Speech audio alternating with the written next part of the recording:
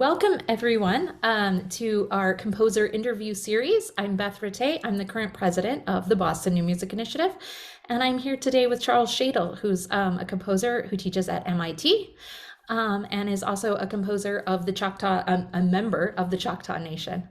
To start with, if you wouldn't mind telling us a little bit about yourself, both a little personally and a little bit about you and your music and your experience.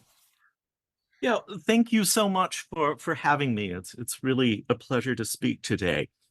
Um, well, as you said, I'm a member of the Choctaw Nation of Oklahoma. I am Native American on my mother's side, and I was born in Oklahoma, not actually in the Choctaw Nation, just because the hospital was better in the Chickasaw Nation next door, so that my mother insisted on that. But I lived in Oklahoma until I was basically ready to go to grade school, and then moved with my family to Colorado. And I was raised there, went to the University of Colorado, then did a master's at Tulane in New Orleans, and then came to Boston where I did my PhD at Brandeis. And I have been teaching now at MIT for basically 3 decades. It's a wonderful place, wonderful colleagues, wonderful students, and people tend to stay here for most of their careers. Um, so that's kind of the broad outline. Um, People are often sort of interested in sort of how did you get interested in music? And my father's side of the family, there were a lot of very good musicians, right? On my mother's side, the Choctaw side, um, there was sort of in every generation, there was someone who was a musician, right? Usually they played the piano, and I too played the piano. And one of the things that sort of I feel connects my work as a composer with my Choctaw heritage is when I believe I was 10, I was given a music book that my 3 times great grandmother brought to Oklahoma on the Trail of Tears. And it's a collection of shaped note Christian hymns. It's an old, tattered copy of the Sacred Harp. The book is still in print in revised editions, but this one has lost its covers, and someone late in the 19th century used homespun cotton cloth to make a sort of cloth binding um, for this volume. And since I was kind of the person in my generation that seemed interested in music and for whom it was very important, I was given this book, and it has a kind of talismanic kind of role in that you sort of think here is this shaped note 4 part sort of Southern folk tradition, mostly hymns, and yet it was being sung by Choctaw people and was so valued in the Choctaw community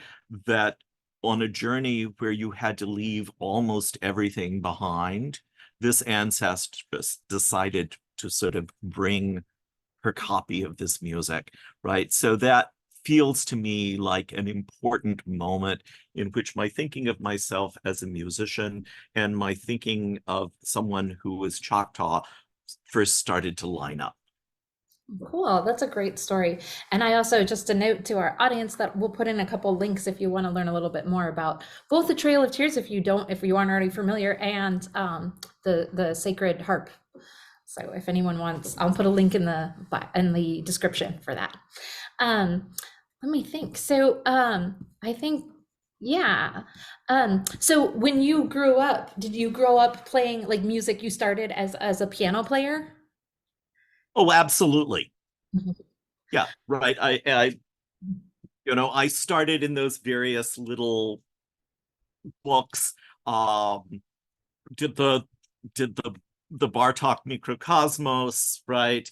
Um, you know, and all through college, I continued to study piano, and up until relatively recently, did a lot of work, particularly as a collaborative pianist. So it was Nice. always part of my experience. Mhm. And was there any musical experience that that you had growing up that were like specifically Choctaw? Hmm. I think that the best answer to that is that I didn't know, right? Ah, right. Because I have found over the period of a number of years that there was music that I was writing that I felt was somehow related to my family and to Oklahoma, the family ranch, all of that kinds of things. Um, but that in fact, I now sort of recognize that there are kind of elements in that music that sounds more closely related to the Choctaw music I write now than what I had originally. So it was kind of more of a process of revelation, right? My family was, quite assimilated. They were, very successful ranchers. Um, and just to sort of show you how that worked, when Mhm. my mother was a little girl, so this would have been around before 1930 at the latest, she asked her grandfather, and they had been out doing something, and he was speaking to a group of people in Choctaw. And my mother asked, well, can you teach me to speak Choctaw? Right? She's just a little kid. And he said, well, you know, no, Bet. He called her Bet. Her name was Elizabeth.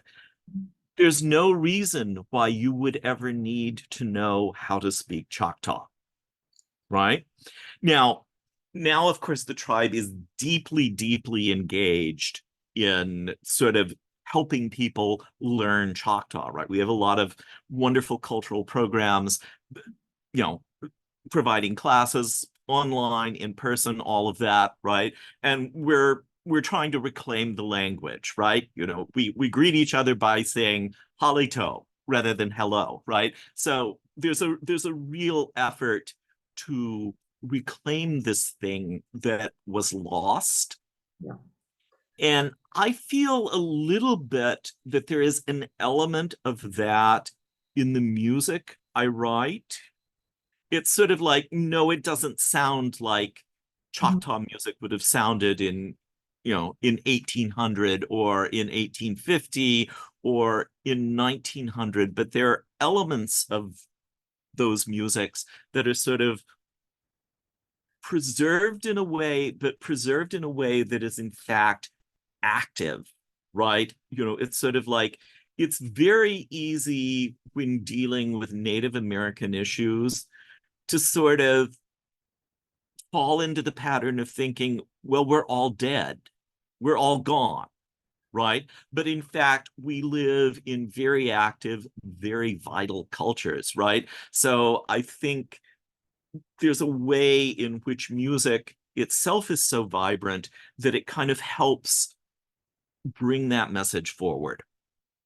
Yeah, that's really, thank you for sharing all of those stories. And as you know, as you said the story with your grandmother, it shows like the cultural change through time, of Absolutely. how we treated Native peoples and how they thought of themselves as well. So, Right. And I think the thing that's also sort of important in my music, and I think that's probably true of many Native American artists in whatever genre, is our stories are very complicated stories. And they don't have clear-cut and straightforward villains, right? And so anything that kind of complicates that narrative is really important. I mean, sometimes when I talk to people, I have this kind of silly thing I say, that my background is cowboy and Indian, except the Indians were also cowboys, right? So it's always a really interesting and complicated mix. And sometimes we don't have time to go into that in detail, but it is always important to realize that groups of human beings have these complications.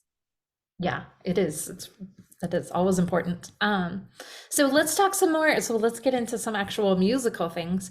So today, actually, I don't want to butcher the name of your piece. Can you tell us the name of the piece we're talking about today? Yes, we're talking about a piece called Chata Ayasha, which is translates as Choctaw Places. But again, here's part of the complication is it translates as Choctaw places that have been or are currently inhabited by usually at least three people, Okay. right? Like, So the word for place is tricky because there's all of these sort of interesting signifiers that are a part of it. oh, I find language fascinating. So that's like it's yeah, the shades of meaning that can be inherent in a word that then don't translate in Right. other sections in other languages. Yeah. So this piece, do you want to kind of give like a broad overview, kind of like your program notes of it? Yeah, this is a piece that was composed on a commission from this wonderful, wonderful Boston, mostly new music performing group called the Radius Ensemble. And their artistic director, Jennifer Montbach, commissioned this piece. Um, it's it's a piece that is in sort of multiple movements, but they are connected to each other. There are sort of five large parts. An opening section, a piece that is largely solo oboe, second section, a big sort of central scherzo-like piece, another essentially oboe solo, and then a kind of return to the opening music at the end of the piece. So that's the shape of the piece. Um, it uses a certain number of melodies that are quite similar to Choctaw melodies, Mhm. right? There are textures and melodies within those textures that might also remind one of the Choctaw hymn tradition.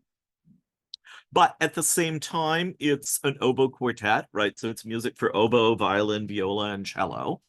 And it's sort of porous boundaries between its movements, I think have a lot to do with the fact that during the pandemic, late Beethoven became really important to me.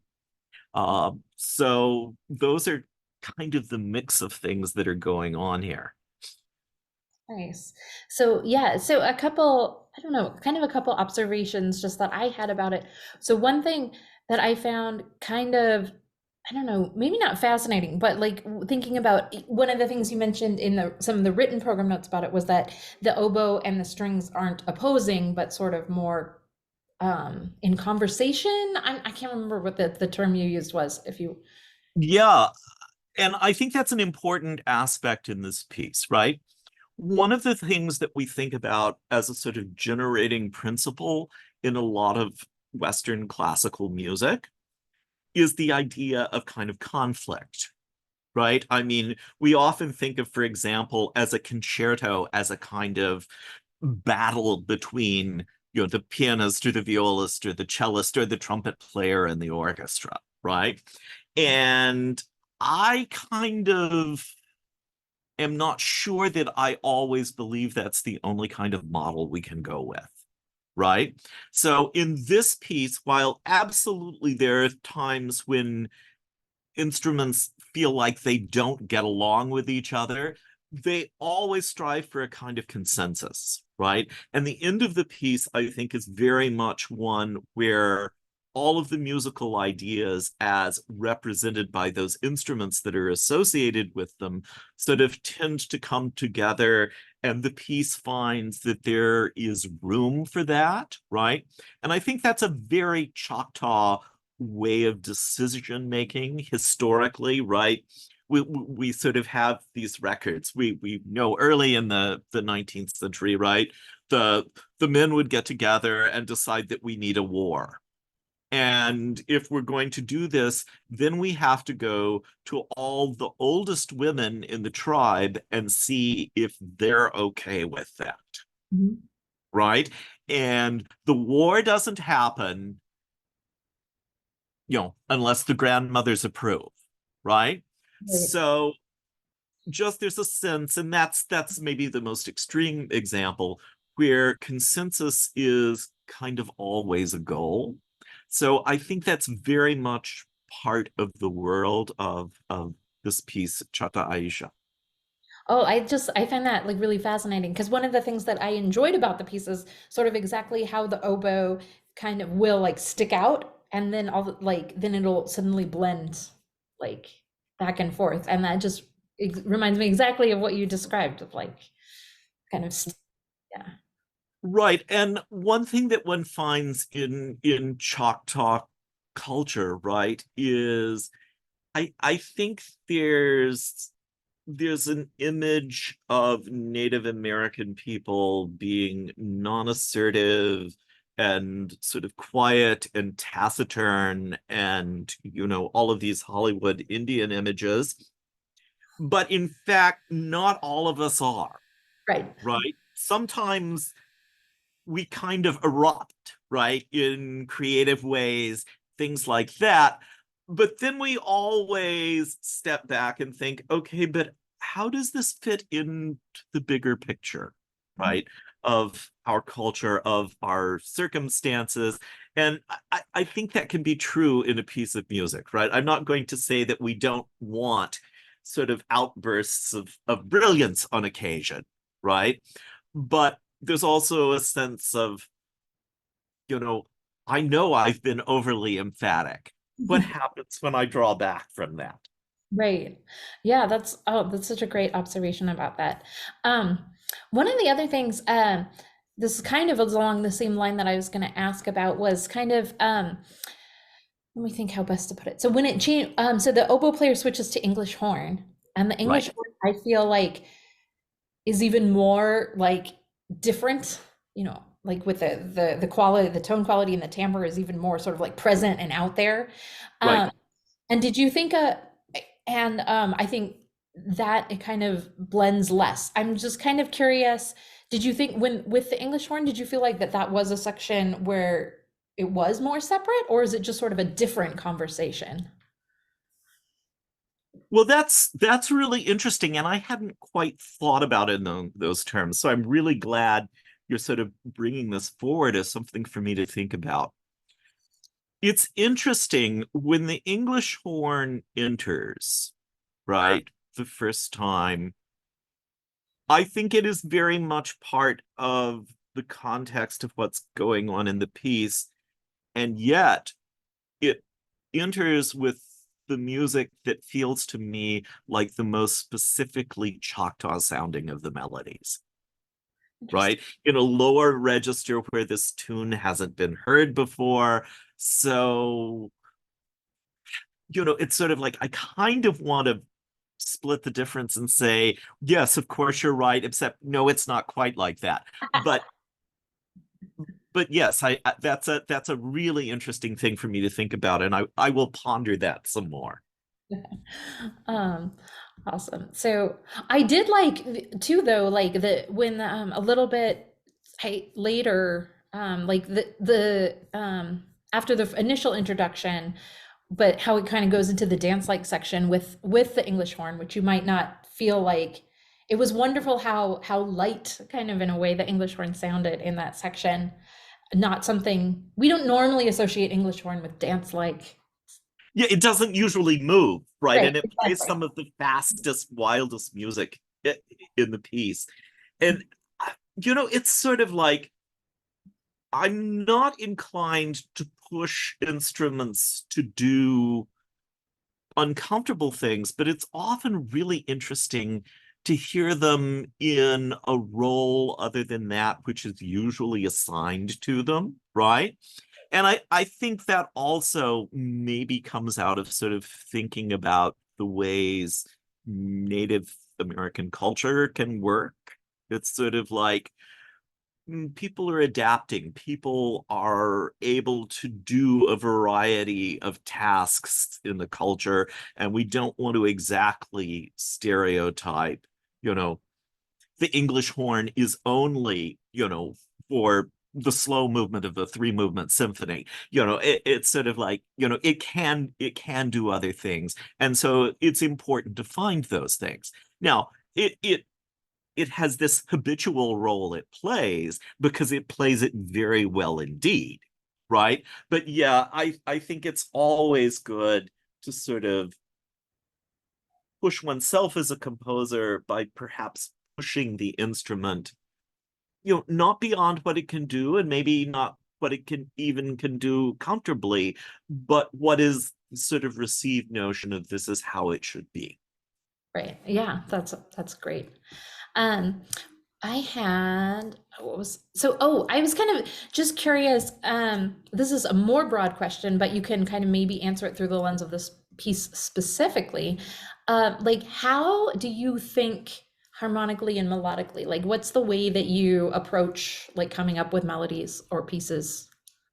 Well, in this piece, there are melodies that seem to me related to elements of Choctaw music. They tend to be using gap scales. They tend to be pentatonic. But I'm always interested in what happens when, say, a pentatonic fragment connects up to maybe another pentatonic fragment, but in a different set of pitches, right? Or what happens when a pentatonic fragment grows into something that is, in fact, much more chromatic. Mhm. So that kind of shifting of these elements is always in place. I mean, harmony to me is often generated from melody, Mhm. right? There's different ways that composers do this, and there's certainly no right or wrong way about it. There's just kind of how it works for you. My music feels to me very, very tonal. And when I'm in the process of writing a piece, I feel like I could kind of describe for you almost in sort of Roman numeral terms what these things are. But then I realize people listening to the piece don't hear it that way, Mhm. right? And so that's a kind of interesting thing. Um, the music, my music is often very consonant, and it may be more that it tends to be consonant more than it tends to be functionally tonal, right? I Mhm. like chords with thirds in them. um but then you also have to always find ways where the harmonic language of the piece has moments that are much more tension filled, Mhm. right? So that you have a sense of, as the American or European American painter Hans Hofmann used to talk about in designing works of art, that you thought about push and pull, right? And, dissonance, consonance. We have all of these words, and sometimes the words maybe aren't very good, but there needs to be elements that sort of work in terms of that.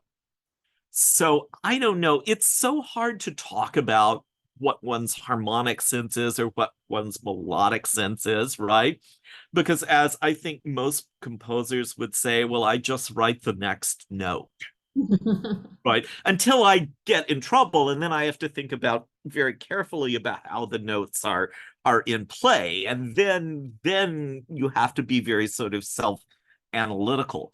Um, is that a reasonable answer, or am I just waffling terribly about this? No, I think that's very interesting. So one of the things, just the way, kind of some connections that I personally made. So this piece specifically really reminded me of a lot of, I kind of want to say early 20th century stuff in the way of like, what my own studies, I've done a lot of work with Leos Janicek, and I feel like he also kind of has this harmonic language or this thing where it's like kind of almost tonal, and you could kind of analyze it tonally, but it doesn't really feel that way. And there's other ways to kind of look at it and think about it.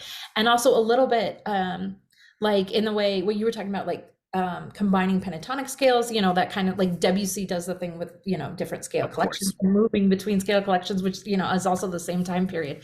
And so I think it was those things in your music that kind of made me think of that time period. Not that, yeah, just I think it's those specific sort of approaches came through, and I noticed them. Yeah. Well, I don't think any sensible composer would object to being put into the same sort of camp with Janacek or Debussy. And you know, Janacek is kind of a really interesting case in point because it's sort of like it feels in Janacek that the tonal language feels completely kind of revived, Mhm. right? That he's able to do incredibly rich and interesting things in this language, right? And that does in fact interest me, right? That's a goal. Now, this is something that I think, I was trained as a composer in, mostly in the 1980s, right? And you simply were required to write serial music, right? It's sort of like, um, and fortunately, I don't think people are required to write any particular kind of music anymore. And there was a great deal of value in learning how to push notes around in any system, right? That's always of use to a composer. But I have found that my music over time has sort of gone back into a world that is at least at heart tonal. It's interesting, the pieces that have a Choctaw content and sort of are maybe more Native American in their affect, to me, I think they push against the tonality a little bit more than some of my other works. So it's a kind of interesting, sort of paradoxical thing for me that way. That's really interesting. Yeah. So, I'm trying to think of what else okay. So, uh, um, oh yeah, that was on my list. Okay. So, a couple other things kind of related to this piece, Choctaw Places. Um, One thing was, is this, so I kind of gave you the choice of a piece to talk about. And did you choose this piece? And it could be, the answer could be both. Did you choose it because it's recent, or potentially was it something that maybe marked a change, or sort of a milestone that now that you look back on yourself as a composer? Oh, well, as you say, a little bit of both, right? It's a piece that I like very much. There's a good performance of it that people can get on SoundCloud. Um, and it's a piece that I felt like I very much achieved what I wanted to achieve in it. It sort of talks about Choctaw musical issues, but it talks about Beethoven too. It it again, as I was sort of talking about later, I think it complicates the issues in ways that are interesting, right? So that was my reason for sort of picking the piece. I mean, it encapsulates a lot of my interests and a lot of the qualities that I see in especially in those pieces of mine that I think relate to the Choctaw world. Cool, awesome. So then my other question was a little bit more like, you kind of talked a little bit in some of your program notes about how a little bit of it's the piece's relationship to sonata form. Uh, Hmm. if you want to talk a little bit more about that, you can to start. But my question specifically was more, um, like I feel very strongly both this, and we'll talk a little bit about your piano piece that our pianist Shalun Lee performed. But I feel like you have a very strong connection specifically to the classical period, sort of, before as you said, you were really interested in late Beethoven. And there's even a little bit, this one with the form and the structure of it, it also kind of reminded me a little bit of the way like sonatas were put together, like in the Baroque era as well. Hmm. And I'm just kind of curious, like, I don't know if you want to talk about like how those things connect for you, how you think about this, how these ancient, these older forms and your own music now.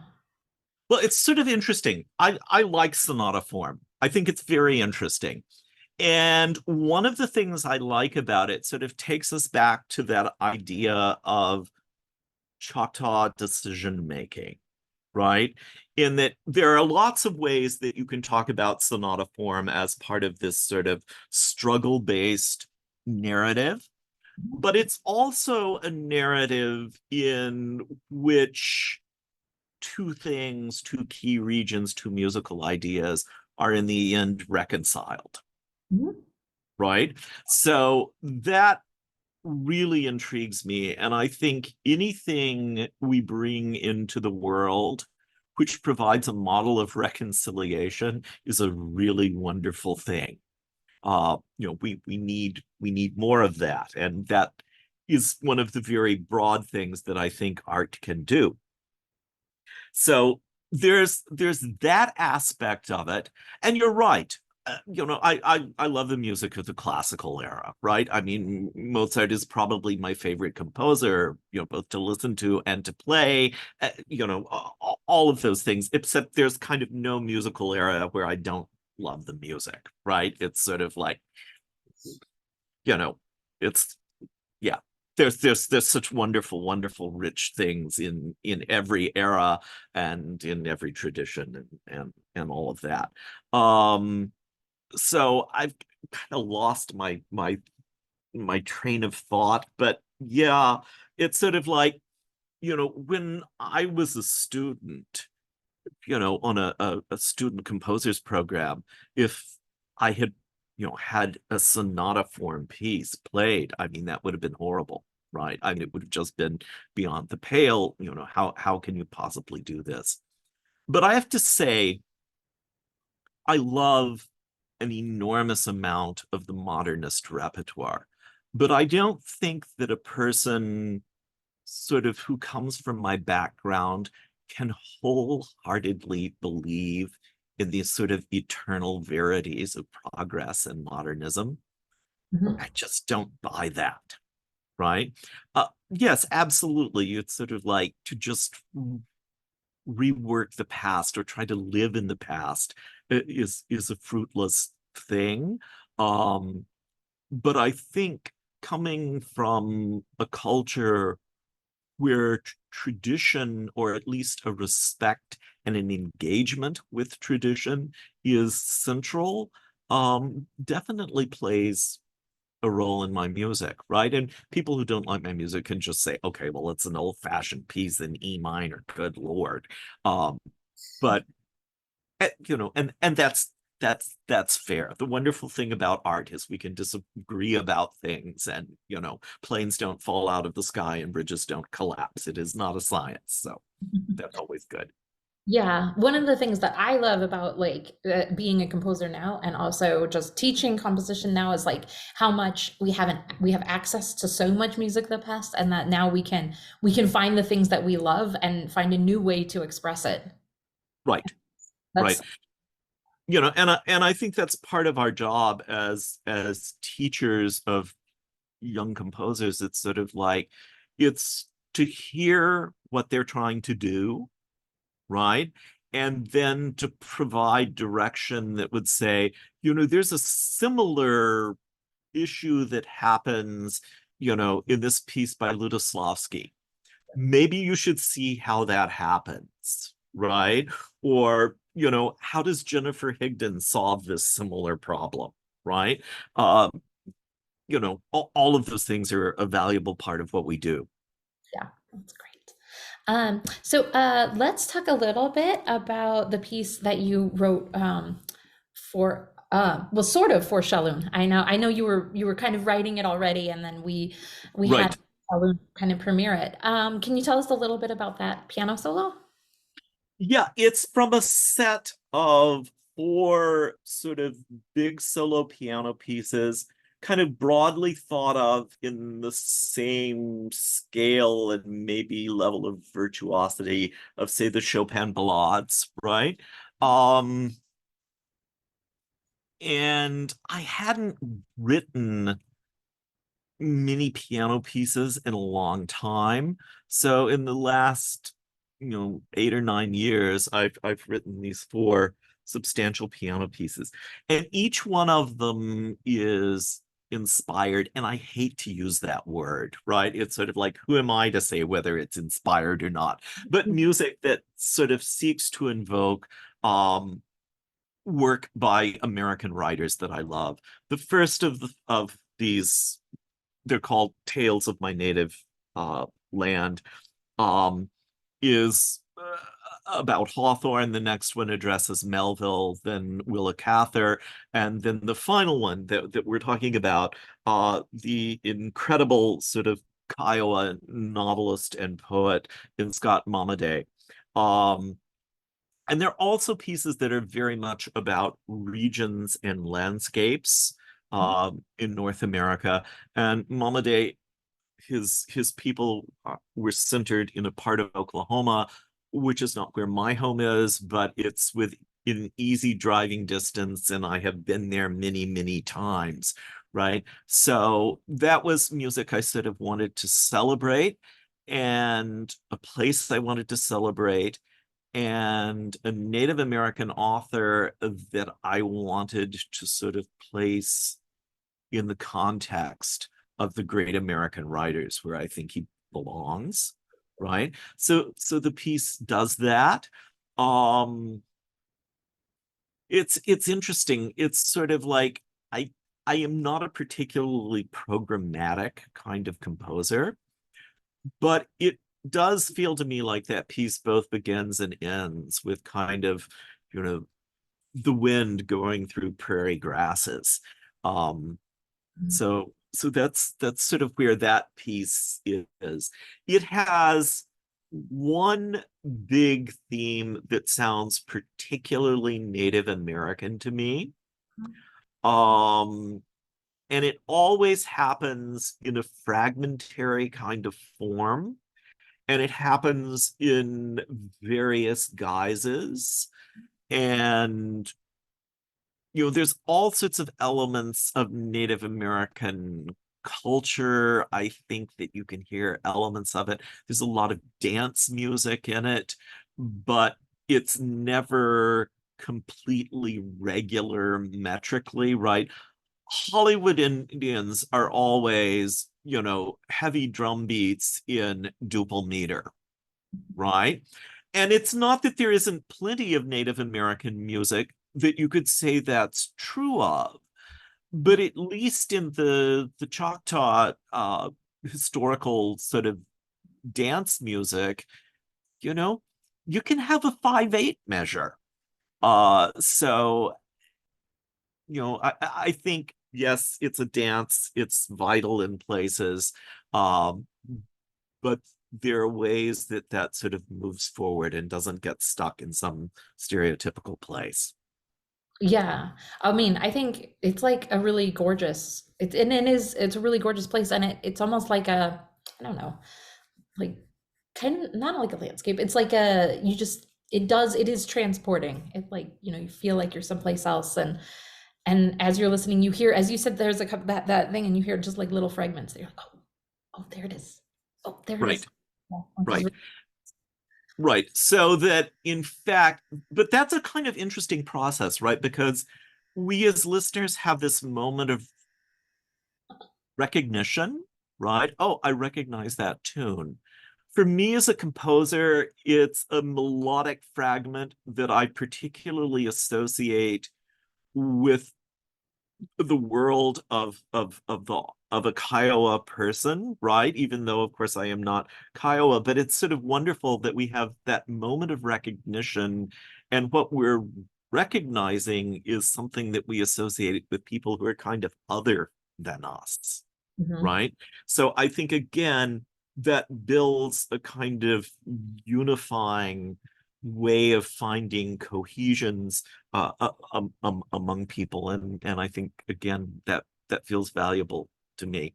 Now, partly though, I have to say, um, Charlene gave such a spectacular performance of this piece that I think some of the credit for how we feel about the piece has to be given to the sort of spectacular virtuoso who played it with such, you know, comprehension and beauty.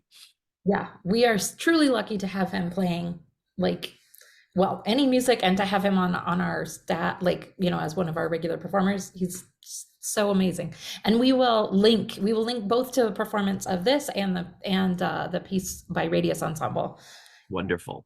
So, um, I think, is there anything else that you wanted to share or talk about?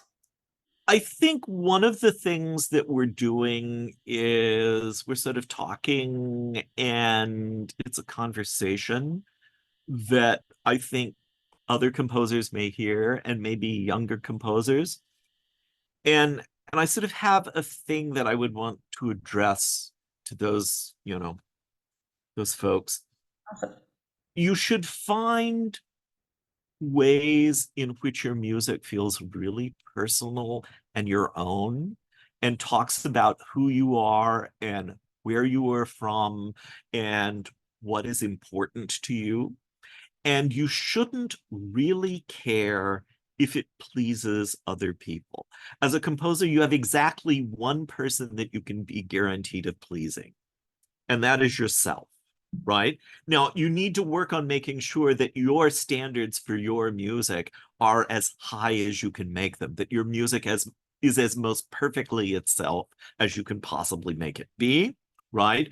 But I think that if we expect to achieve anything universal as artists, it has to come from a place where we have examined sort of our own aesthetic, our own world, our own lives, our own sense of what we want to say, and just make it so personal that it comes out on the other side as kind of universal. So that would be the thing I would want people to think about.